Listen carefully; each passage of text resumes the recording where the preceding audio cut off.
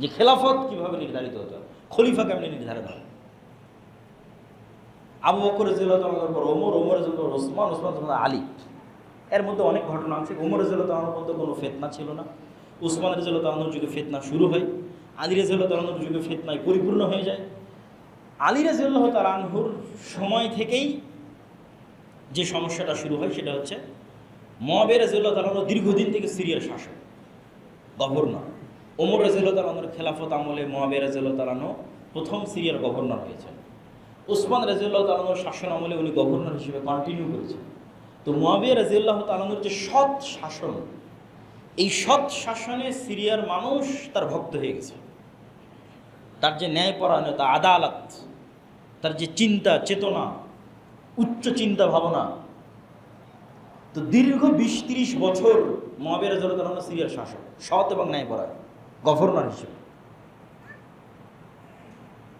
তো এই জন্য সিরিয়ার মানুষের পক্ষে অন্য কাউকে মুআবিয়াকে বাদ দিয়ে মেনে নেওয়া খুব কঠিন ছিল। যে কোনো একজন খলিফা এসে মুআবিয়াকে বাদ দিবে এবং ওই জায়গায় আরেকজন গভর্নর করবে, এটা খুব কঠিন ছিল সিরিয়ার মানুষের জন্য। তাহলে সিরিয়ার মানুষেরা আদিকাল থেকেই মুআবিয়া রাদিয়াল্লাহু তাআলার ভক্ত। আর যারা নিজেদেরকে শিয়া দাবি করে এরা আলী রাদিয়াল্লাহু তাআলার ভক্তি এবং শ্রদ্ধার দাবি করে। ফলত যুগ যুগ থেকে যারা শিয়া তারা সিরিয়ার মানুষকে সহ্য করতে পারে না। যেমন লাস্ট যে বাশার আল আসাদ বা যারা ছিল, যে সিরিয়ার মানুষকে সহ্য করতে না পারার কারণ কি? ইরান সিরিয়ার মানুষকে সহ্য করতে পারে না। এটা ওই 1400 বছর আগের হিস্ট্রি। কেন 1400 বছরের লিগ্যাসি ধরে রেখে এখনও সিরিয়ার মানুষেরা মুআবিয়া, আবু সুফিয়ান তাদেরকে ভালোবাসে। কিন্তু তাদেরকে ভালোবাসতে গিয়ে যদি কেউ আলী রাদিয়াল্লাহু তাআলাকে ছোট করে, তাহলে ওটাকে বলা হয় নাসিবি, ওটাও বাতিল ফিরকা। ওটাও একটা বাতিল ফিরকা। শিয়া যেমন একটা বাতিল ফিরকা, নাসিবি একটা বাতিল ফিরকা। ভারসাম্য বজায় রাখতে হবে। রাসূল সাল্লাল্লাহু আলাইহি ওয়াসাল্লামের সাহাবী মুআবিয়াও, রাসূল সাল্লাল্লাহু আলাইহি ওয়াসাল্লামের সাহাবী আলীও রাদিয়াল্লাহু তাআলা, কারো প্রতি বিদ্বেষ রাখা যাবে না। তো আমি ঘটনা প্রবাহ তুলে ধরতেছি। তো মুআবিয়ার পরে সর্বপ্রথম পিতার পরে পুত্র খলিফা হবে, এই সিস্টেমটা চালু হয়। তিনি তার ছেলে ইয়াজিদকে দায়িত্ব দেন। তো ইয়াজিদের হাতে মোটামুটি মক্কা মদিনা বাদে সারা ইসলামী বিশ্বের সবাই বায়াত করে ফেলেছে। সমগ্র ইসলামী বিশ্বের সবাই ইয়াজিদের হাতে বায়াত করে ফেলেছে। অনেক বড় বড় সাহাবী বায়াত করেছে, কিন্তু মক্কা এবং মদিনার মানুষরা বায়াত করে। মক্কা এবং মদিনার মানুষের এটা পছন্দ হয়নি যে শাসকের পরে তার ছেলে শাসক হবে, এবং মক্কা মদিনা তখন বড় বড় সাহাবীরা ছিলেন। কিন্তু তারা আর নতুন কারো হাতে বায়াত নেবে এরকমও হয়নি, যদিও পরবর্তীতে আব্দুল্লাহ বিন জুবাইরের হাতে মক্কার মানুষ বায়াত নিয়েছে, আর মদিনার মানুষেরা কারো হাতে বায়াত নেয়নি। সর্বশেষে তারা ইয়াজিদ এবং উমাইয়া খলিফা তাদের হাতে বায়াত নেয়। তো কুফার মানুষেরা চিঠি লেখে হুসাইন রাদিয়াল্লাহু তাআলা আনহুর কাছে যে আমরা আপনার হাতে বায়াত নিতে চাই, আপনি কুফায় আসেন, আপনাকে আমরা খলিফা হিসেবে নির্ধারণ করতে চাই। তো মদিনায় অবস্থান করা আব্দুল্লাহ বিন ওমর, আব্দুল্লাহ বিন আব্বাস, তারা মদিনায়, তারা সবাই হুসাইন রাদিয়াল্লাহু তাআলাকে বুঝান যে এই কুফার মানুষ আপনার বাবার সাথে গাদ্দারি করেছিল, এদের প্ররোচনায় পা দিয়ে আপনি মদিনা ছেড়ে যায়েন না, এরা আবার আপনার সাথে গাদ্দারি করবে, মুনাফিক। কিন্তু এই পরিমাণ চিঠি কুফা থেকে হুসাইন রাদিয়াল্লাহু তাআলা রিসিভ করেন যে উনি বিশ্বাস করেন যে না, কুফার মানুষের উপর ভরসা করা যায়। তো উনি ওনার চাচাতো ভাইকে প্রথম পাঠিয়েছিলেন, সেও পজিটিভ নিউজ দেয় যে না, আসেন কুফার মানুষ আপনার পাশে দাঁড়াবে। কিন্তু যখন হুসাইন রাদিয়াল্লাহু তাআলা তার পরিবার পরিজনকে নিয়ে রওনা করলেন কুফার উদ্দেশ্যে, ততদিনে কুফার মানুষ তার আসল চেহারা দেখিয়ে ফেলেছে। তারা যেই গাদ্দারি, যে মুনাফিকি তার পিতার সাথে করেছে, একই গাদ্দারি মুনাফিকি হুসাইন রাদিয়াল্লাহু তাআলার সাথে করেছে। হুসাইন রাদিয়াল্লাহু তাআলার পাশে এসে যে দাঁড়াবে, তাকে যে বাঁচাবে, তার জন্য লড়াই করবে, কিচ্ছু করেনি। জাস্ট ফাও চিঠি পাঠিয়ে দাওয়াত দিয়ে রেখে, মানে আমাদের বাংলা ভাষায় বলে যে মই দিয়ে গাছে উঠাই দিলাম, পরে মইটা নিয়ে নিলাম। তো ইয়াজিদের পক্ষ থেকে আদেশ ছিল হুসাইনকে কুফায় প্রবেশ করতে দেওয়া যাবে না রাদিয়াল্লাহু তাআলা। হত্যার কোনো আদেশ ইসলামের ইতিহাসে প্রমাণ পাওয়া যায় না যে ইয়াজিদ আদেশ দিয়েছে যে হুসাইন রাদিয়াল্লাহু তাআলাকে হত্যা করতে হবে, মর্মে কোনো আদেশের ডকুমেন্ট নাই। আদেশ হচ্ছে তাকে কুফায় প্রবেশ করতে দেওয়া হবে না, কেন কুফায় প্রবেশ করলে বায়াত হবে, বায়াত করলে সে নতুন খলিফা হবে, ফিতনা তৈরি হবে, এটা তার জন্য রিস্ক। কিন্তু স্থানীয় যারা শাসক ছিল, গভর্নর ছিল ওবায়দুল্লাহ বিন জিয়াদ, তারা যখন হোসেন রাদিয়াল্লাহু তাআলার সাথে যুদ্ধে সম্মুখ সমরে যখন যায়, তখন তারা হোসেন রাদিয়াল্লাহু তাআলার যে সম্মান এবং যে মর্যাদা রক্ষা করার কথা সেটা রক্ষা করতে পারেনি, বরং হোসেন রাদিয়াল্লাহু পরিবার পরিজনের মোটামুটি পুরুষ যারা ছিল তাদের সবাইকে সেখানে হত্যা করা হয়। তো ইয়াজিদ তখন কোথায়? ইয়াজিদ তখন সিরিয়ার রাজধানী দামেস্কে। হত্যা হচ্ছে কোথায়? ইরাকের নগরী কুফাতে, অনেক দূর। ধরেন আমি বসে আছি দিল্লিতে, যুদ্ধ হচ্ছে বাংলাদেশে। আমি বাংলাদেশে আছি, আমি নিজে যুদ্ধ করছি এরকম না। তো ইয়াজিদ সরাসরি যুদ্ধে কানেক্টেড, অথবা সে যে শহরে আছে সেই শহরে যুদ্ধ হচ্ছে এরকম না। এই জন্য আহলুস সুন্নাত ওয়াল জামাতের যেটা আকীদা এবং বিশ্বাস, সেটা হচ্ছে ইয়াজিদ আর 10টা মুসলিম শাসকের মতো শাসক, খলিফায়ে রাশেদাদের মতো তার প্রশংসা করার সুযোগ নাই। কেননা সে সাহাবিও নয় যে তার আমার প্রশংসা করতে হবে। আর ইয়াজিদ থেকে শুরু করে পরবর্তীতে অনেক শাসক, উমাইয়া খলিফা হোক আর আব্বাসি খলিফা হোক, ভালো মন্দ মিশিয়ে শাসক ছিল, জুলুম অত্যাচার মিলিয়ে শাসক ছিল। যেমন হাজ্জাজ বিন ইউসুফ, জুলুম অত্যাচার মিলিয়ে শাসক ছিল। তো এই যে ঘটনা, এই ঘটনা দুঃখজনক, হৃদয় বিদারক। কেননা হোসেন রাদিয়াল্লাহু তাআলা এবং হাসান রাদিয়াল্লাহু তাআলাকে রাসূল সাল্লাল্লাহু আলাইহি ওয়াসাল্লামের ভাষায় জান্নাতের সরদার হিসেবে ঘোষণা করা হয়েছে, এবং তার রাসূল সাল্লাল্লাহু আলাইহি ওয়াসাল্লামের অনেক দিক থেকে কানেক্টেড। এক, রাসূল সাল্লাল্লাহু আলাইহি ওয়াসাল্লামের আপন চাচা আবু তালেবের ছেলে, আলীর ছেলে, চাচাতো ভাইয়ের ছেলে, আপন চাচাতো ভাইয়ের ছেলে, একদিক থেকে কানেক্টেড। দুই, আপন মেয়ের ছেলে, ফাতেমা রাদিয়াল্লাহু তাআলার ছেলে, এবং রাসূল সাল্লাল্লাহু আলাইহি ওয়াসাল্লামের আদর, সেবা এবং যত্ন এবং স্নেহে মানুষ হয়েছে। যেহেতু রাসূল সাল্লাল্লাহু আলাইহি ওয়াসাল্লামের নিজের কোনো ছেলে বেঁচে ছিল না, ফলত মেয়ের ছেলেরাই তার কাছে সবসময় থাকতো, নানার কাছে নাতি নাতনিরাই বেশি থাকতো। তাহলে নিজের ছেলের মতো করেই তিনি হাসান এবং হোসেন রাদিয়াল্লাহু তাআলাকে মানুষ করেছেন। ফলত এটা অবশ্যই হৃদয় বিদারক, দুঃখজনক।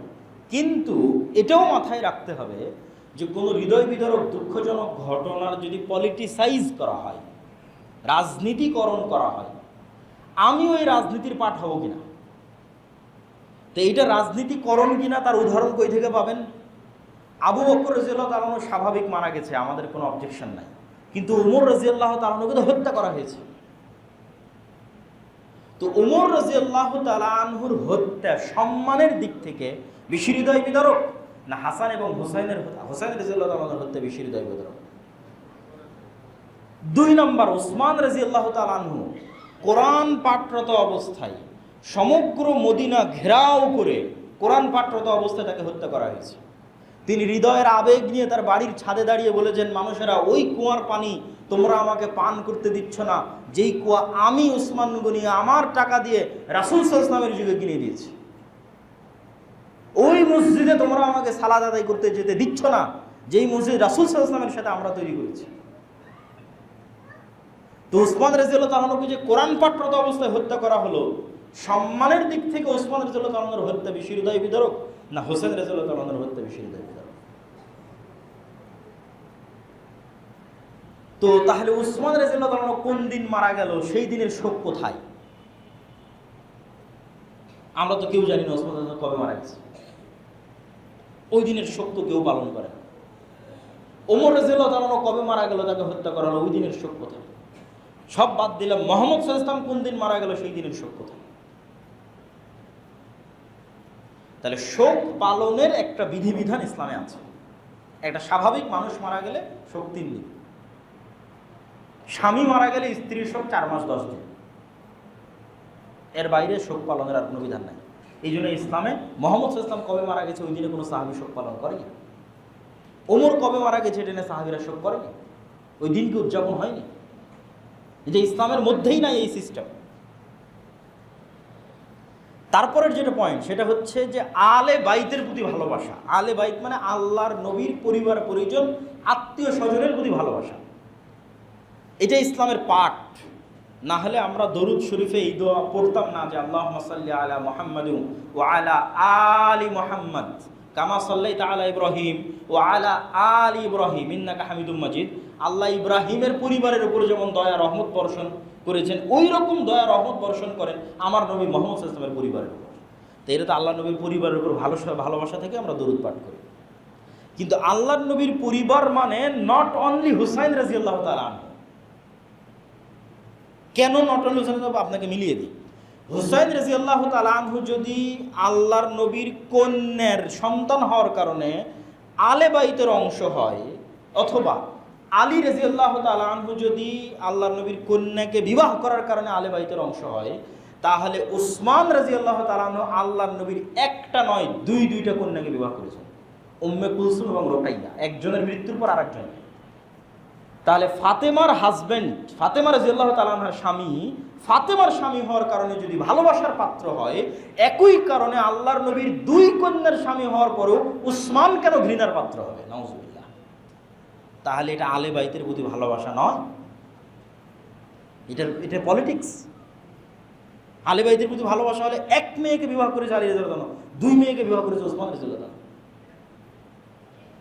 ধরলাম যে আলী রাদিয়াল্লাহু তাআলা আনহু রাসূল সাল্লাল্লাহু আলাইহি ওয়াসাল্লামের আপন চাচার ছেলে, রাসূল সাল্লাল্লাহু আপন চাচা আবু তালেব, তার ছেলে আলী। তাহলে রাসূল সাল্লাল্লাহু আলাইহি ওয়াসাল্লামের চাচা তো ভাই হওয়ার কারণে যদি আলী রাদিয়াল্লাহু তাআলা আনহু ভালোবাসার পাত্র হয়, তো রাসূল সাল্লাল্লাহু আলাইহি ওয়াসাল্লাম কি আর চাচা ছিল না? হামজা ইবনে আব্দুল মুত্তালিব, আব্বাস ইবনে আব্দুল মুত্তালিব, আব্বাস ইবনে আব্দুল মুত্তালিবের ছেলে আব্দুল্লাহ বিন আব্বাস হাজার হাজার হাদিস বর্ণনা করেছেন। তাহলে আপনি একই সময়ে আলী ইবনে আবি তালেবের প্রতি ভালোবাসা রাখবেন আর আব্বাস ইবনে আব্দুল মুত্তালিবের প্রতি বিদ্বেষ রাখবেন, তাহলে এটা আলে বাইতের প্রতি ভালোবাসা না। ডাল মে কুছ কালা হয়, এখানে অন্য কোনো প্রবলেম আছে, অন্য কোনো সমস্যা আছে। আর বড় বড় আলেম ওলামা সবাই একমত, কেননা এই বিষয়ে কোরআনের আয়াত সরাসরি অবতীর্ণ হয়েছে যে রাসূল সাল্লাল্লাহু আলাইহি ওয়াসাল্লামের স্ত্রীরাও আলে বাইতের অংশ। সূরা আহজাবের মধ্যে আল্লাহ বলছেন, ইয়া নিসা আন-নবী লাস্তুন্না কা আহাদিম মিনান নিসা, হে নবীর স্ত্রীগণ তোমরা অন্য মহিলাদের মতো নও। বলতে বলতে সবশেষে বলছেন যে আহলাল বাইত, তোমরা হচ্ছে আহলে বাইতের অংশ, মানে রাসূল সাল্লাল্লাহু আলাইহি ওয়াসাল্লামের পরিবারের অংশ। তা রাসূল সাল্লাল্লাহু আলাইহি ওয়াসাল্লামের স্ত্রীরা যদি আলে বাইতের অংশ হয়, তাহলে রাসূল সাল্লাল্লাহু আলাইহি ওয়াসাল্লামের কন্যা আপনার কাছে ভালোবাসার পাত্র ফাতেমা রাদিয়াল্লাহু তাআলা আনহা, তার ছেলে মেয়ে হাসান হোসেন ভালোবাসার পাত্র, কিন্তু আল্লাহর নবী যাকে ভালোবাসেন আয়েশা রাদিয়াল্লাহু তাআলা আনহা, তিনি আপনার কাছে ঘৃণার পাত্র। তাহলে তো আপনি আলে বাইতের প্রতি ভালোবাসা রাখেন না। আয়েশা রাদিয়াল্লাহু তাআলা আনহা আল্লাহর নবীর স্ত্রী, তিনিও আলে বাইতের অংশ। তাহলে ফাতেমাকে ভালোবাসলে আয়েশাকে কেমনে ঘৃণা করতে পারে? শুধু তাই নয়, আজকের যারা নিজেদেরকে আলে বাইতের ভালোবাসার দাবিদার, বিশেষ করে ইসনা আশারিয়া যারা শিয়া, তারা যেই পরিমাণ বিদ্বেষ ওমর রাদিয়াল্লাহু তাআলা আনহুর প্রতি রাখে, আবু বকর রাদিয়াল্লাহু তাআলা আনহুর প্রতি রাখে, এবং আবু বকর রাদিয়াল্লাহু তাআলার মেয়ে আয়েশা রাদিয়াল্লাহু, আবু বকর রাদিয়াল্লাহু তাআলা আনহুর কন্যা আয়েশা রাদিয়াল্লাহু তাআলা আনহার প্রতি রাখে, এই বিদ্বেষ মাপার কোনো যন্ত্র দুনিয়াতে নাই, যেই চরম লেভেলের বিদ্বেষ তারা রাখে। অথচ রাসূল সাল্লাল্লাহু আলাইহি ওয়াসাল্লাম, সাহাবীরা বলছেন, আলী রাদিয়াল্লাহু তাআলা আনহু বলছেন, উসমান রাদিয়াল্লাহু তাআলা আনহু বলছেন যে আল্লাহর নবী তার জীবনের যে ঘটনাই বলা শুরু করুক, ধরেন আপনি আমাকে ফোন দিয়েছেন যে আব্দুল্লাহ ভাই আপনি কোথায় আছেন, কে কে আছে আপনার সাথে, তো বলে আমি আছি আর আব্বু আছে, অথবা আমার ভাই আব্দুর রহমান আছে বা আব্দুর রহিম আছে। আবার আর একদিন আমি একটা গল্প শোনাচ্ছি আপনাদেরকে, আমি কক্সবাজারে গেছিলাম, আমি ছিলাম আর অমুক ছিল, আমি রংপুর গেছিলাম, আমি ছিলাম আর অমুক ছিল। তো আমার জীবনের ঘটনার সাথে সবসময় আর দুটো মানুষের নাম আপনি শুনতে পারেন, মানে একটা ঘটনাও এমন পাওয়া যায় না যেই ঘটনায় ওই দুটো মানুষের নাম আল্লাহর নবী বলে না গল্পের সময়, যে আমি আজকে ওখানে গেছিলাম, আমি আবু বকর আর ওমর, আমরা ওখান থেকে বের হয়েছিলাম, আমি আবু বকর আর ওমর,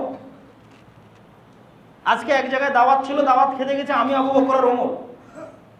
তাহলে মুহাম্মদ সাল্লাল্লাহু আলাইহি সাল্লামের 24 ঘন্টার সবচেয়ে বেশি সময় যেই দুইজনের সাথে কাটে, সেই দুইজন হচ্ছেন আবু বকর এবং ওমর রাদিয়াল্লাহু তাআলা। এখন আশ্চর্যজনক, দুঃখজনক হলেও সত্য যে ইহুদিদের কাছে মুসা আলাইহিস সালামের সাথে যারা ছিল তারা জনপ্রিয়। মুসা আলাইহিস সালামের খাদেম ইউশা বিন নুন খিজিরের সফরে গেছিল, তো মুসা আলাইহিস সালামের সাথে যারা ছিল, মুসা আলাইহিস সালামের ভাই হারুন, তারা ইহুদিদের কাছে জনপ্রিয়, সম্মানের পাত্র।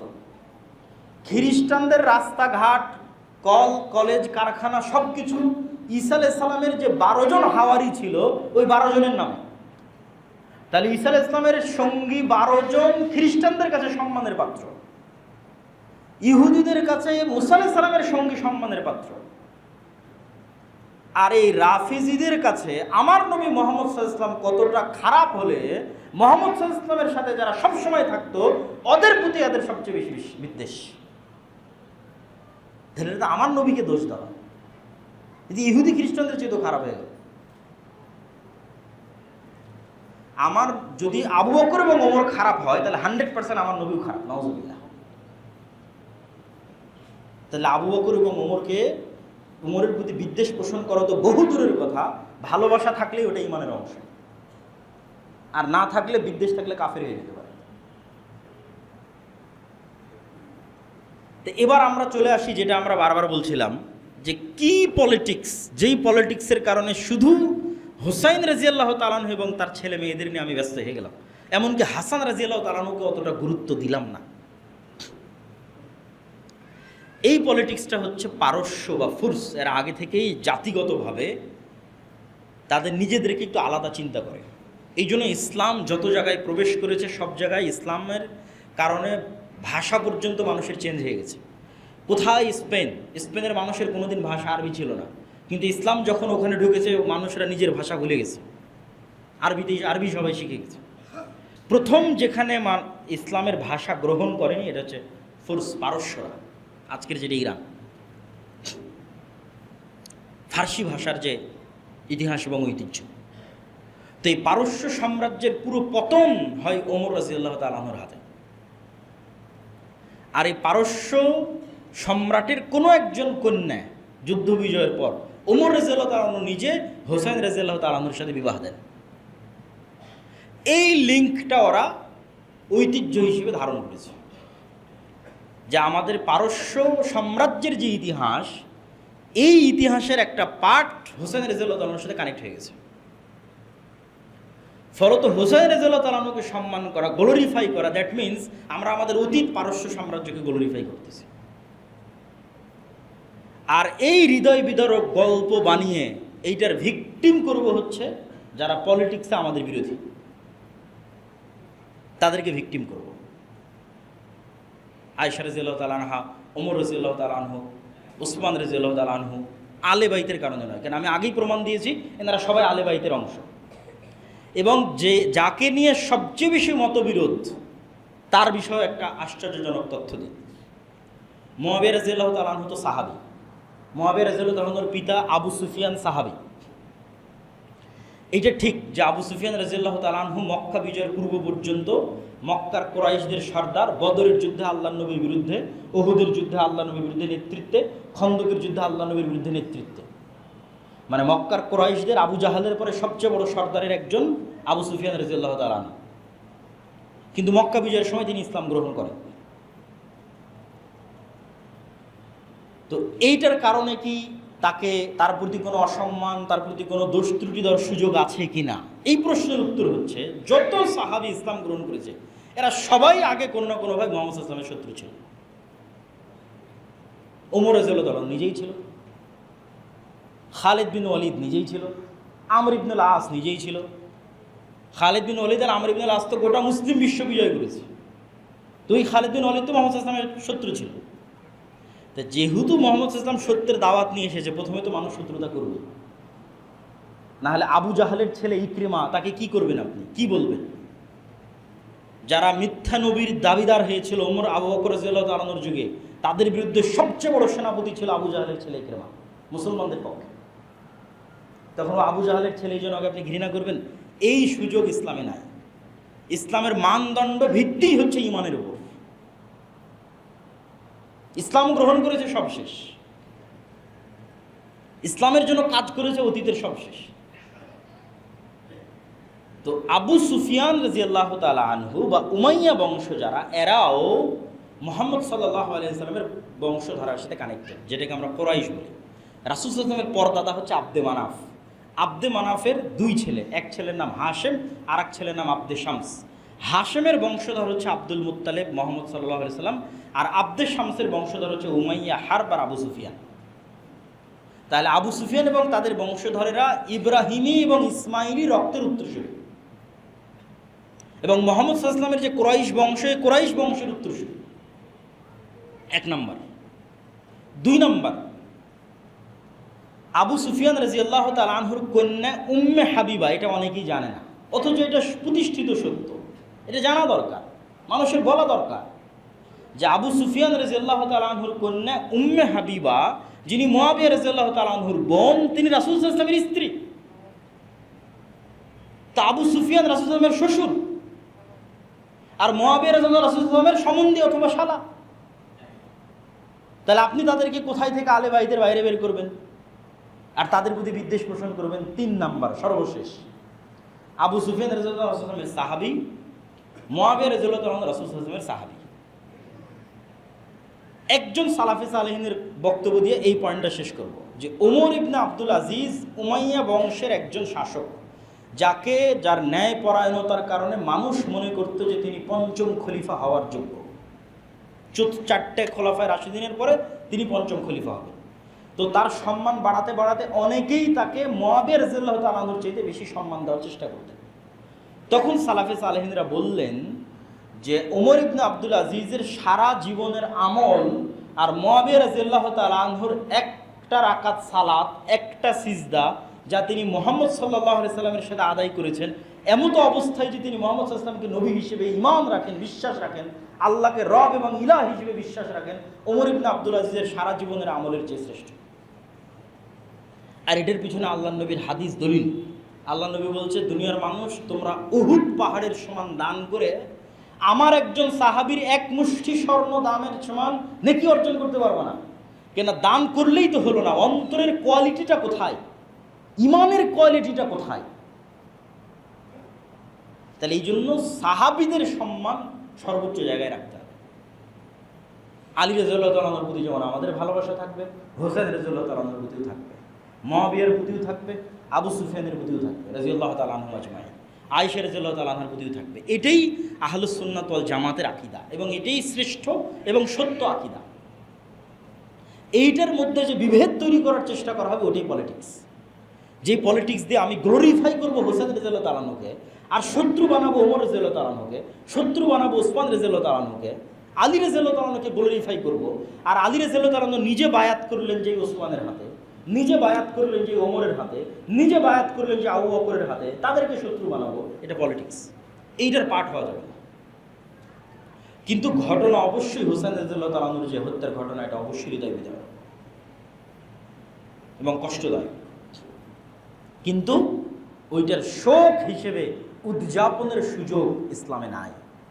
আর যখন এটা বাড়তে বাড়তে কোন লেভেলে চলে যায় যে আপনি ছুরি দিয়ে আপনার পিঠে আঘাত করে রক্তাক্ত করবেন, ছুরি দিয়ে আপনার মাথায় রক্তাক্ত করবেন, এটা তো আরও হারাম।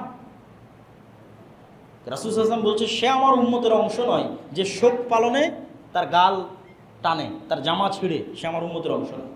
রাসূল সাল্লাল্লাহু আলাইহি ওয়াসাল্লাম বলছেন, জাহিলি যুগের 4টা বৈশিষ্ট্যের একটা বৈশিষ্ট্য খুব ভয়ঙ্কর, সেটা নেয়াহা, শোক উদযাপন করা। এটা জাহিলি যুগের বৈশিষ্ট্যের একটা। এবং ওই যে হারাম মাসের বিধানের মধ্যে যে আয়াতটা পড়লাম, ওই আয়াতের সর্বশেষ অংশ হচ্ছে ফালা তাজলিমু ফীহিন্না আনফুসাকুম, তোমরা নিজেদের উপর জুলুম করিও না। আত্মহত্যা ইসলামে হারাম কেন? আপনি নিজের হাত কাটতে পারবেন না, এটা হারাম। এটা মানুষের সম্মান। আমরা যে মানুষের সম্মানের আলোচনা করলাম, হারাম মাসের সম্মানের আলোচনা করলাম, তাহলে আপনি শোক পালন করতে গিয়ে, তাজিয়া মিছিল করতে গিয়ে নিজের উপর জুলুম করবেন, অত্যাচার করবেন, আর সেটা দিনের অংশ হবে যে না, এটা সম্ভব না। তো প্রিয় উপস্থিতি, আমরা আমাদের আলোচনা সারমর্ম করি। আমাদের আলোচনা সারমর্ম হচ্ছে, আমরা হারাম মাসের মধ্যে আছি। মাস যেমন হারাম হয়, এলাকা তেমন হারাম হয়, যেমন মক্কা মদিনা। হারাম সম্মানের কারণে হয়, অনেক হালাল বিধান তখন হারাম হয়ে যায়। আর আমরা হারাম মাসের যে মহররম মাস আছে, এই মহররম মাসের 10 তারিখ আশুরা শরীয়তে যেই কারণে উদযাপিত, সেটা হচ্ছে মুসা আলাইহিস সালামের নাজাতে মুসা আর ফেরাউনের ধ্বংস। তাহলে আপনি মহররম থেকে যদি কিছু শিখতে চান, তাহলে মুসার ফেরাউনের ইতিহাস আপনাকে পড়তে হবে। এবং এটা অন্য আর একদিন যদি আমাদের পক্ষে সুযোগ হয় আমরা আলোচনা করবো ইনশাল্লাহ, বা আমার আগের অন্য আলোচনা থেকে আপনারা শুনতে পারেন বানু ইসরাঈলের ইতিহাস থেকে। আর এই দিনে যে বিষয়গুলো উদযাপিত হচ্ছে আমাদের সমাজ এবং রাষ্ট্রে, ভারত উপমহাদেশে, কেন আমরা ইরান শাসিত, পারস্য শাসিত, শিয়াদের লিগ্যাসি আমরা বহন করি। এর অসংখ্য আলামত আছে। ফলত আমাদের অঞ্চলে ওই জিনিসগুলোর প্রভাব আছে, কিন্তু ওইটা করা কখনোই শরীয়ত সম্মত হবে না, যেগুলো আমি আপনাদের সামনে পরিষ্কার এবং স্পষ্ট করেছি। আর রাজনৈতিক যে আলোচনা আছে, এই আলোচনার মধ্যে সাহাবীদের সম্মান রক্ষা করতে হবে। বাস, সকল সাহাবীর সম্মান, ইজ্জত, মান সব কিছু রক্ষা করতে হবে এবং তাদের প্রতি ভালোবাসা রাখতে হবে। পলিটিক্সের কারণে কারোর প্রতি বিদ্বেষ স্থাপন করা যাবে না। আল্লাহ সুবহানাহু ওয়া তাআলা আমাদেরকে সঠিক ঈমান, সঠিক আকীদা, এবং আজকের দিনে যারা সিয়াম আছেন তারা অনেক বড় ফজিলতের কাজ করছেন। অতীতের 1 বছরের গুনাহ ক্ষমা হওয়ার ঘোষণা রাসূল সাল্লাল্লাহু আলাইহি ওয়াসাল্লাম দিয়েছে। এবং আফজালুস সিয়াম বা'দা রমাদান শাহরুল্লাহিল মুহাররম, রমাজানের পরে সর্বশ্রেষ্ঠ সিয়াম হচ্ছে মুহররম মাসের সিয়াম। এবং রমাজান ফরজ হওয়ার আগে একটা সিয়ামই ফরজ ছিল, সেটা হচ্ছে আশুরার সিয়াম। তাহলে এটার অনেক ফজিলত। এগুলো একটা ফজিলতের সাথেও কারবালার কানেকশন না, এগুলো সবগুলোর কানেকশন মুসা ইসলামের মুক্তি আর ফেরাউনের ডুবে যাওয়া। আল্লাহ সুবহানাহু ওয়া তাআলা আমাদের সঠিক বিষয়ে জানার, মানার তৌফিক দান করুক। আল্লাহুম্মা আমিন।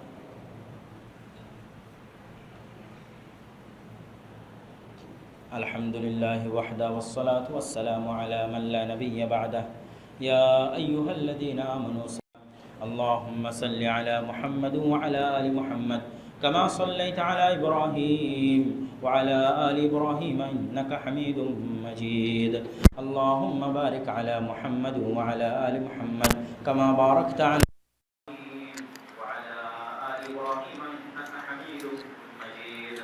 ربنا ظلمنا أنفسنا وإن لم تغفر لنا وترحمنا لنكونن من الخاسرين.